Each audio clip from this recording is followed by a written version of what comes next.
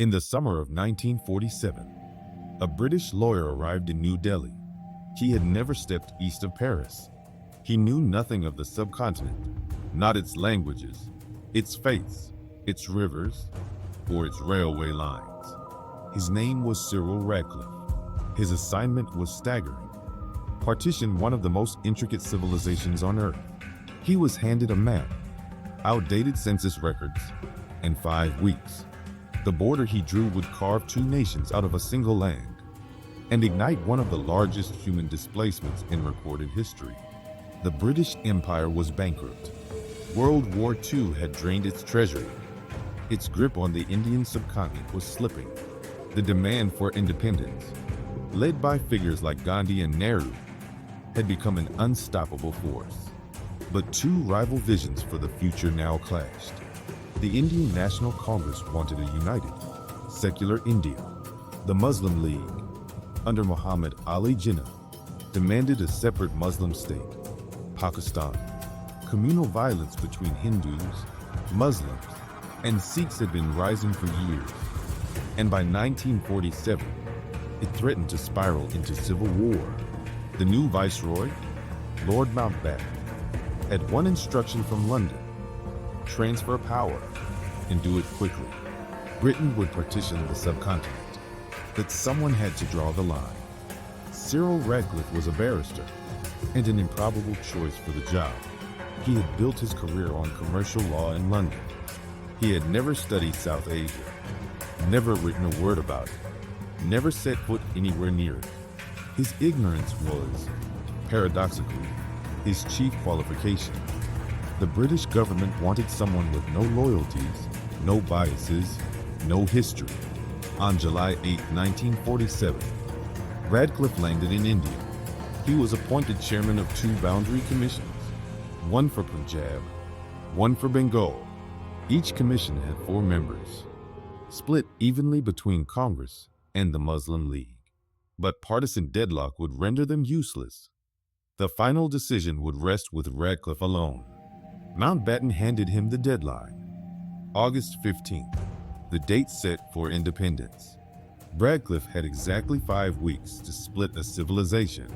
He protested the schedule. Nobody listened. Radcliffe worked from a modest bungalow in Shimla, a hill station nestled in the Himalayan foothills, cool, quiet, and removed from the land he was dividing. He held no public hearings. He visited no villages. He never walked a field that would be cleaved in two, never spoke with a farmer who would wake up on the wrong side of a line he did not ask for. His tools were primitive.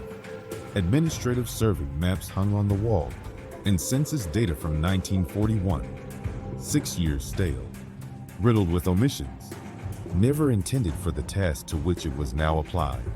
His mandate sounded crisp: assign contiguous Muslim majority areas to Pakistan, non-Muslim majority areas to India, while weighing other factors. Those 2 words, other factors, were left intentionally hollow.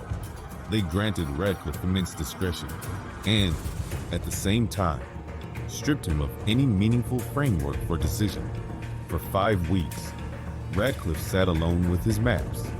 His line had to navigate rivers, canals, and irrigation networks, arteries that sustained millions. It had to respect religious demographics, but Hindus, Muslims, and Sikhs had lived interwoven for centuries. Clean separation was a fantasy. Every choice exacted a cost. Place a Muslim majority district in Pakistan, and its Hindu minority was severed from their ancestral land. Award a canal headwards to India, and Pakistani fields downstream ran dry. Railway lines that had united the Punjab for generations now became strategic assets to be allocated to one side or the other. There was no line that did not break something. Radcliffe understood this. He bore the weight alone.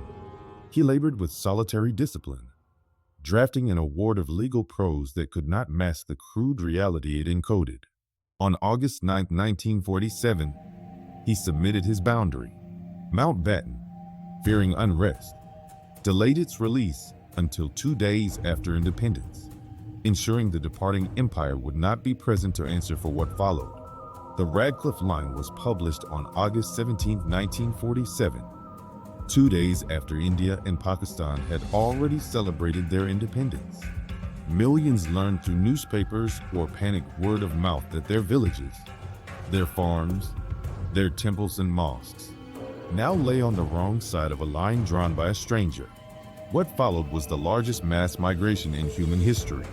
An estimated 15 million people, Hindus, Muslims, and Sikhs, abandoned their homes and fled across the new borders of Punjab and Bengal. Refugee columns stretched for miles along dusty roads. Trains packed with families departed stations and arrived carrying only silence. Communal violence erupted on an unimaginable scale as neighbors turned against neighbors and armed groups descended upon columns of weary travelers. Estimates of those who perished range between 200,000 to 2 million. Countless women were abducted. Countless families were shattered across borders they would never again cross. The line meant to prevent chaos had instead authored one of the most profound humanitarian crises of the modern age. Cyril Radcliffe left India the day after the award was published. He never returned. When he learned what had happened, he refused his fee and burned his papers. The border he drew remains, a contested frontier between nuclear-armed India and Pakistan. What was East Pakistan is now Bangladesh. A single line, drawn in haste by one man in a room, has shaped the lives of nearly 2 billion people. History rarely hinges on the actions of a single individual. The Radcliffe Line is that rare, terrible exception. Thank you for watching. If this story resonated with you, please subscribe and share your thoughts below.